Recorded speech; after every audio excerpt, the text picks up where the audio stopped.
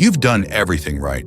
You eat your vegetables, drink your water, go for your walks, and try your best to stay on the healthy path.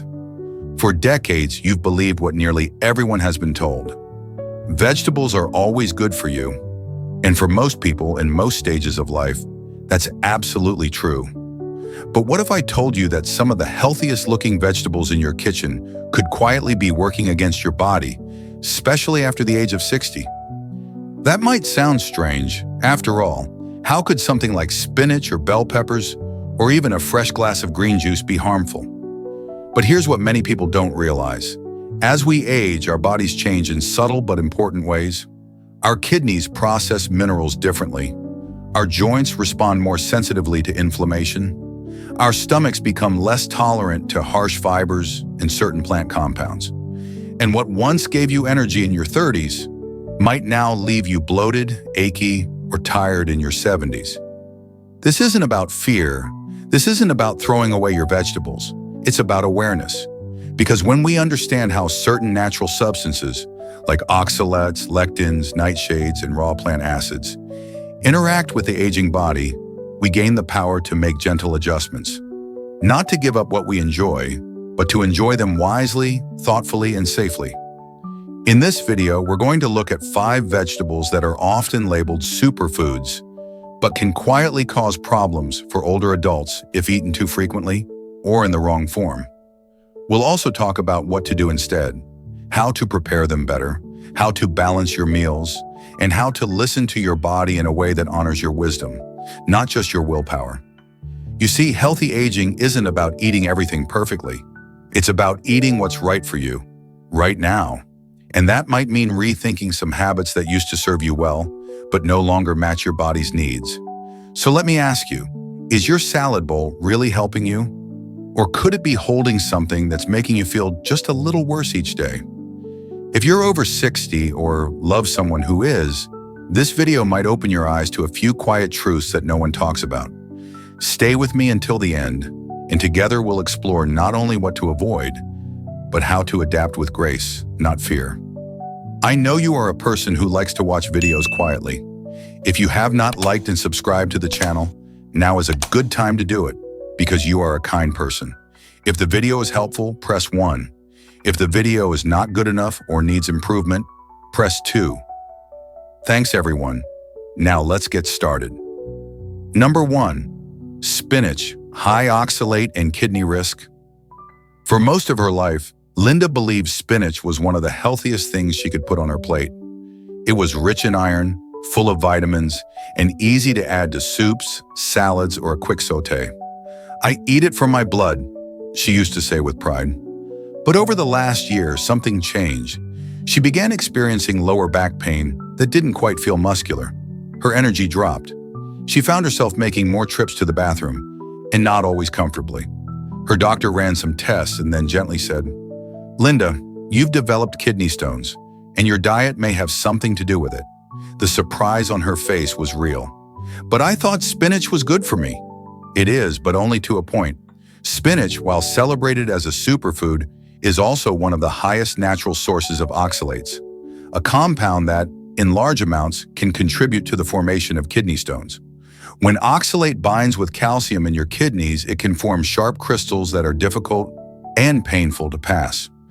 For younger people with efficient filtration systems, this often isn't a problem. But for those over 60, especially anyone with a history of kidney issues, diabetes, or dehydration, regularly eating high oxalate vegetables like spinach can quietly build up to serious trouble. And the issue doesn't stop at the kidneys. High oxalate levels have also been linked to joint pain, mineral absorption issues, and even inflammation in certain sensitive individuals. Unfortunately, many health-conscious seniors end up eating raw spinach in smoothies or salads several times a week, thinking they're helping themselves, without realizing they may be slowly overloading their systems. But there's no need to fear spinach or throw it away entirely. The key, like many things in life, is balance and preparation. If you enjoy spinach, try lightly steaming or boiling it, then discarding the water. This reduces the oxalate content significantly while still giving you the nutritional benefits. And be mindful of frequency. Think of spinach as a guest at your table, not a daily resident.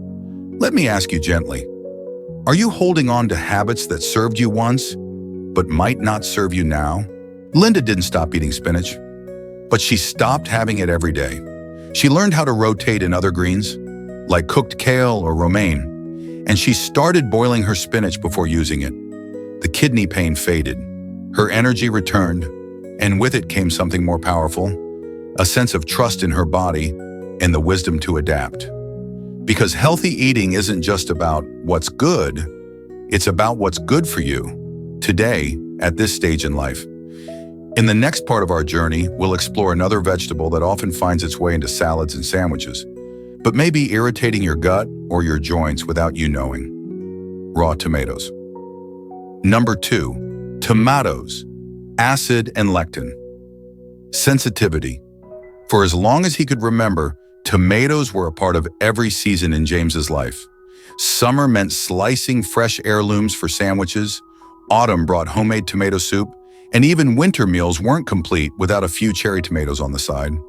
He loved their bright color, their juicy bite, their natural sweetness. They made his meals feel fresh, alive. So when his digestion started feeling heavy and uncomfortable, subtle acid reflux, unexplained bloating, even a stiffness in his fingers, he never once looked at the tomatoes on his plate and thought, could it be you? After all, tomatoes are healthy. That's what he'd always been told. And in many ways they are. Tomatoes are rich in vitamin C, potassium, folate, and lycopene, a powerful antioxidant that's been linked to heart and prostate health. They're a staple of the Mediterranean diet and loved by nutritionists worldwide. But what few people, especially older adults, are told is that tomatoes also contain natural compounds that can be irritating to aging bodies. The first is acid. Tomatoes, especially raw ones, are highly acidic. For younger digestive systems, this often isn't an issue. But after 60, when the stomach lining can be thinner and acid production less regulated, raw tomatoes can trigger reflux, gastritis, and slow digestion. You might not feel pain, but you'll feel off, like your body is just working a little harder than it used to. The second is lectins, proteins found in many plants, but particularly high in nightshade vegetables like tomatoes.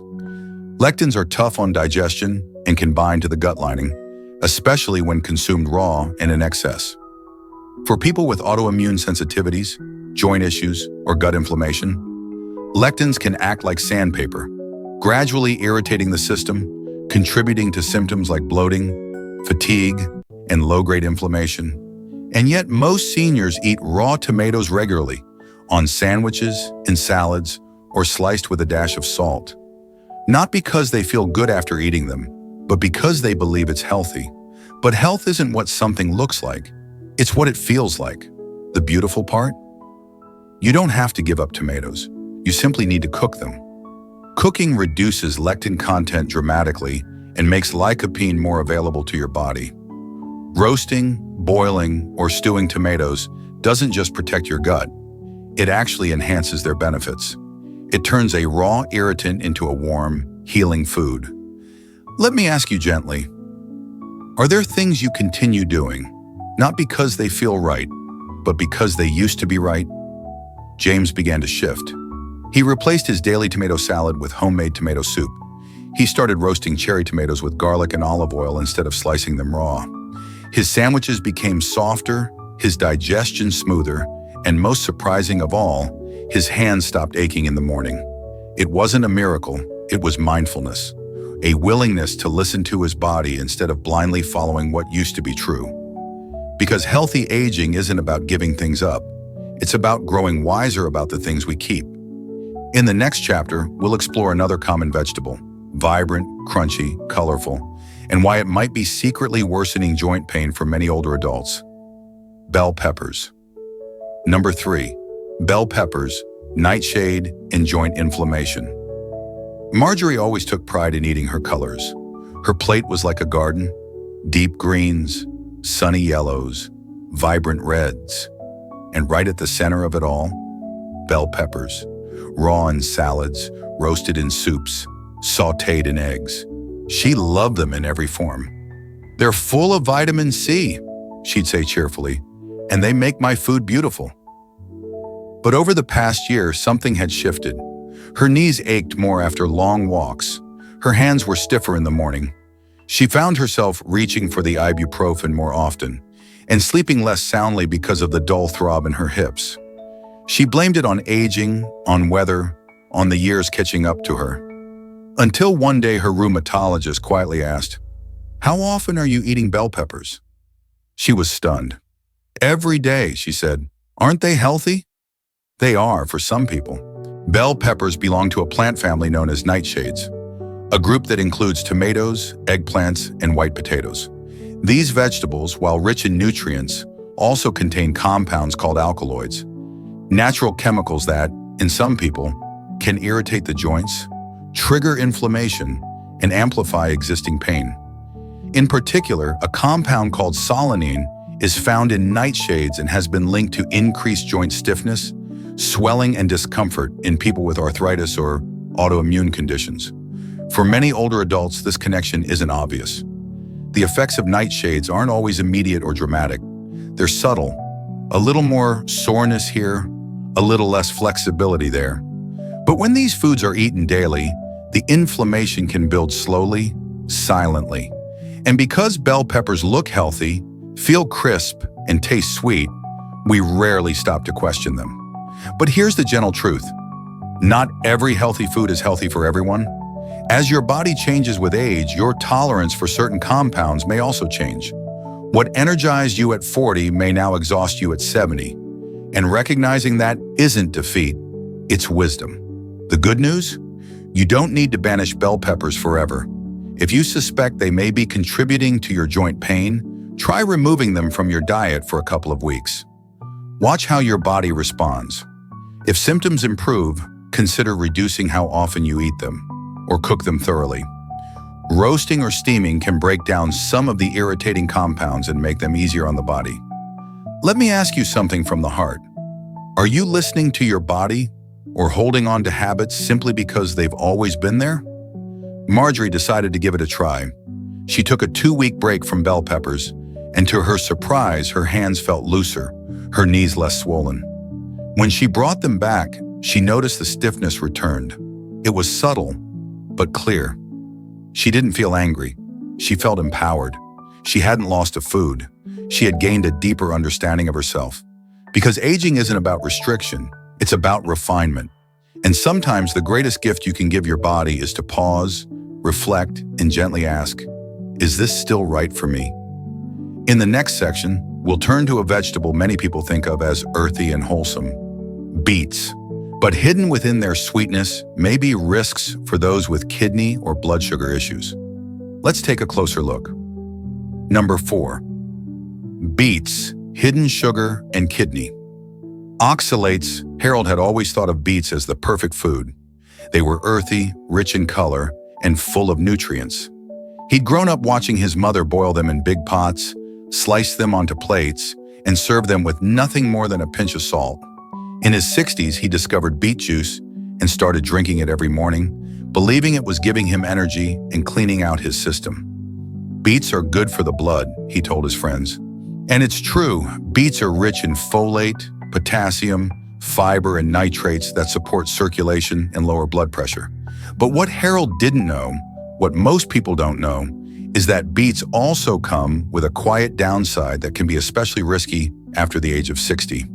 You see, beets are naturally high in oxalates, the same compounds found in spinach, which can accumulate in the kidneys and lead to the formation of kidney stones.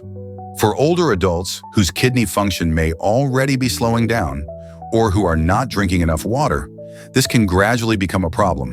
And because beet juice is concentrated, it delivers a much higher dose of oxalates in one go than you would get from eating a few slices of cooked beets. That's not all. Beets also contain natural sugars, and while they're not the same as added sugars, they still impact blood sugar levels. For someone who is diabetic, pre-diabetic, or dealing with insulin resistance, which is increasingly common with age, drinking beet juice regularly or eating large portions can cause unexpected spikes. The irony is that many seniors turn to beets for better energy, without realizing that energy may come from a sugar surge not a stable source of strength. But none of this means you have to avoid beets entirely. It just means you have to be more mindful. If you enjoy beets, eat them cooked, not juiced, and pair them with foods high in calcium, which can help bind to oxalates in the digestive system and reduce absorption. Eat beets in moderation, once or twice a week, not every day. And always listen to how your body feels afterward. Are you feeling lighter, clearer, more grounded? Or are there signs, digestive discomfort, dull aches, changes in urination, that something needs adjusting? Let me ask you this. In your effort to be healthy, are you flooding your body with too much of a good thing? Harold didn't stop eating beets, but he stopped juicing them every day. He returned to his mother's way, boiled, sliced, and served simply. He made sure to stay hydrated and kept a closer eye on his kidney health. And slowly the pressure in his lower back eased. His digestion improved. He felt more balanced, not because he gave something up, but because he learned how to work with his body, not just with trends. Because when it comes to food, more isn't always better. Sometimes wiser is better. In the next part of this journey, we'll talk about a vegetable that looks harmless, soft, mild, often used in stews, but can cause digestive trouble if not prepared properly. Eggplants. Number 6. Raw kale, thyroid interference and digestion issues. Joan had always been proud of keeping up with the times. Even in her 70s, she read health articles, watched nutrition videos, and liked trying new things. So when kale became the star of every health trend, she was on board. She blended it into smoothies, added it raw to salads, and even snacked on kale chips. "It's a superfood," she would say with a smile, feeling good about her choices. But soon, Joan noticed changes. She felt more bloated after meals. Her energy dipped in the afternoons, her digestion slowed, and her once steady thyroid numbers began to fluctuate.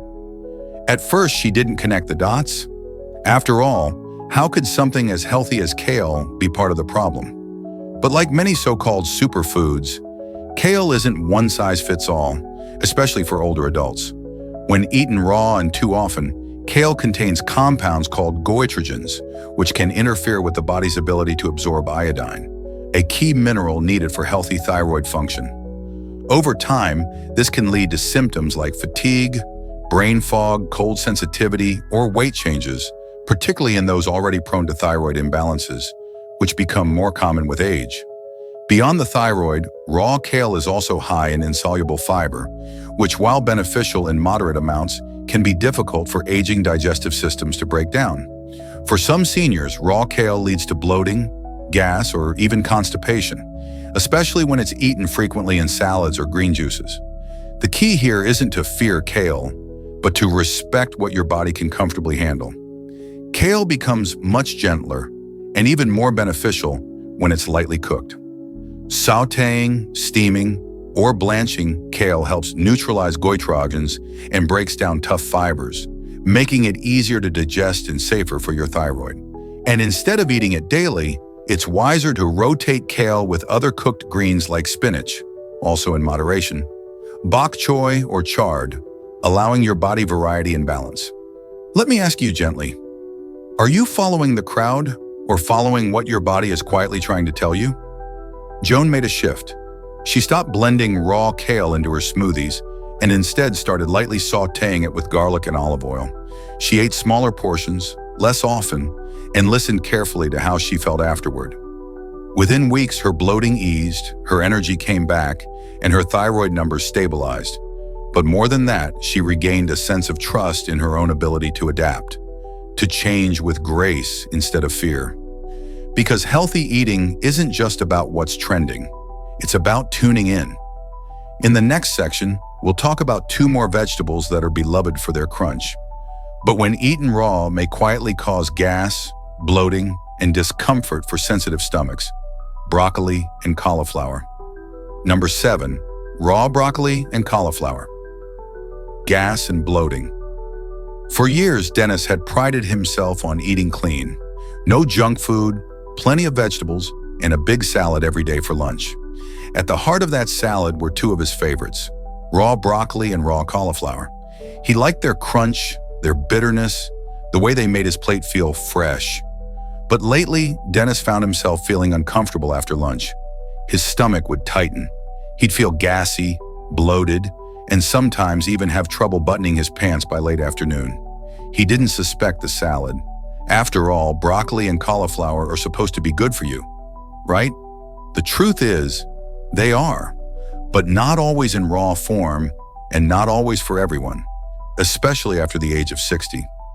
Broccoli and cauliflower are part of the cruciferous vegetable family, known for their cancer-fighting compounds, high fiber content, and heart benefits.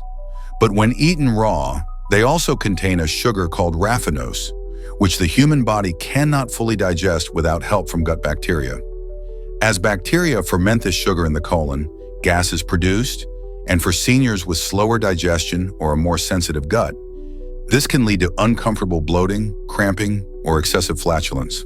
Add to that the tough texture and dense fiber of raw cruciferous vegetables, and you've got a recipe for digestive distress.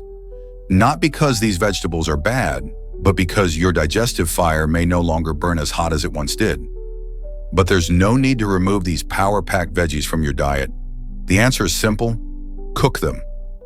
Lightly steaming, roasting, or sautéing broccoli and cauliflower breaks down some of the tough fibers and reduces the raffinose content, making them gentler on the stomach and easier to absorb.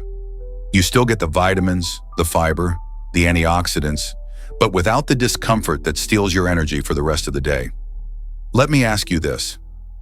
Are you holding on to the raw is always better idea when your body might be asking for something softer, slower, warmer? Dennis made one simple change. He started roasting his broccoli with a little olive oil and garlic instead of chopping it raw into salads. He steamed his cauliflower with turmeric and added it to warm meals. Within days, the bloating was gone. His energy felt more even. His body was no longer fighting the food, it was receiving it. Because food should support you, not exhaust you. And listening to your digestion is one of the kindest things you can do as you age. In the next and final section of our vegetable list, we'll look at a trend that many health-conscious seniors have embraced: green juices. But are they truly helping, or could they be too much of a good thing? Number 8. Mixed green juices. Too many good things at once. Clara had always been ahead of her time. Even in her 70s, she kept up with wellness trends. She followed nutrition blogs, watched health documentaries, and every morning, without fail, she drank a large glass of fresh green juice. Kale, spinach, celery, a green apple, sometimes a squeeze of lemon. "It's my daily cleanse," she'd say proudly, feeling virtuous as she sipped. But slowly things began to change. Her stomach felt unsettled after breakfast. She noticed more frequent trips to the bathroom, a strange ache in her lower back, and occasional dizziness. Her blood tests showed higher oxalate levels, and her doctor raised a quiet concern. "Tell me more about what's in that green juice of yours." You see, green juices have earned their place as a health trend for good reason. They're packed with nutrients, enzymes, and antioxidants. But for older adults, especially those with sensitive kidneys, blood sugar issues, or weaker digestion, juicing too many healthy ingredients at once can overload the body instead of nourishing it. Here's why. Leafy greens like spinach and kale, which are often juiced raw, are high in oxalates. When consumed in concentrated form through juice, especially daily, they can increase the risk of kidney stone formation, particularly in people with reduced kidney function or a history of stones. And because juicing removes the fiber, these oxalates enter the bloodstream faster and more directly. Then there's the fruit. Even one green apple or half a banana can tip the sugar content of a juice higher than expected. While natural, these sugars can still cause blood sugar spikes, which can be harmful for seniors with diabetes or prediabetes. Plus, drinking your vegetables skips the important act of chewing, which helps trigger digestion and lets the body pace itself. None of this means you have to give up green juice completely, but it does mean you need to approach it with more intention. Think of juice as a supplement, not a meal. Use fewer high oxalate greens.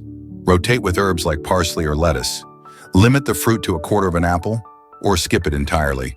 And drink slowly, not on an empty stomach.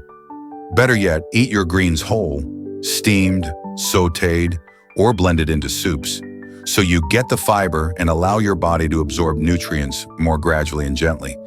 Let me ask you, are you nourishing your body or overwhelming it with too much of a good thing? Clara didn't stop drinking green juice, but she made it smaller, simpler, and softer on her body. She switched to once or twice a week. She added water, used cooked greens, and sometimes just sipped warm lemon water instead. And as her routine changed, so did her body. Her kidneys felt stronger, her energy more stable, and she smiled knowing she had chosen wisdom over excess. Because even the healthiest habit needs a little adjusting when your body begins to speak in quieter tones. In the conclusion of this journey, we'll reflect on what all these lessons mean, not just about vegetables, but about how we care for ourselves in a new, more mindful season of life. So, what have we learned on this journey through your kitchen and your body? That even the healthiest foods, the ones we've trusted for decades, the ones that sit proudly in our grocery carts and health magazines, can become unfriendly guests when our bodies begin to change. Spinach, tomatoes, bell peppers, beets, kale, broccoli, cauliflower, even green juices. Each of these is celebrated for their benefits. But when eaten the wrong way, too often, or without understanding how your body now responds, they can do more harm than good. But here's the truth. This isn't about restriction. It's not about fear. It's not about labeling food as bad or making your meals feel like a maze. It's about learning how to adapt with grace. Because as we age, what we need changes. And that's not a sign of weakness. It's a sign of wisdom. Your body has been with you for over 60 years. It has carried you through storms and sunshine, through decades of meals, memories, and movement. And now it's asking for something simpler, gentler, more thoughtful, not less food, but food that supports rather than burdens. Not rules, but understanding. So if you take one thing from this video, let it be this. Healthy eating isn't about doing more. It's about doing what fits you now. You don't have to give up the vegetables you love. You just have to prepare them with care, eat them with balance, and listen to how your body responds. Let me ask you with kindness. When was the last time you asked your body, "What do you need today?" and then waited for the answer? Because healing begins with listening, and peace begins with letting go of old habits that no longer serve the life you're living today. Thank you for spending this time with me. I hope this video didn't just inform you, but reminded you that you still have the power to choose, adjust, and thrive. Not just with food, but with every small decision you make to honor your health and your future. Here's to you, your wisdom, and the quiet strength of knowing what's right for your body, for your years, and for your journey ahead. Thanks so much for watching. If you enjoyed this video and haven't yet liked and subscribed, now is the perfect time to do so. It really helps our channel grow and reach more people who need this kind of helpful content. And don't forget to turn on the notification bell so you'll always know when a new video is up. Your support truly means the world to us. Take care, and we'll see you in the next video.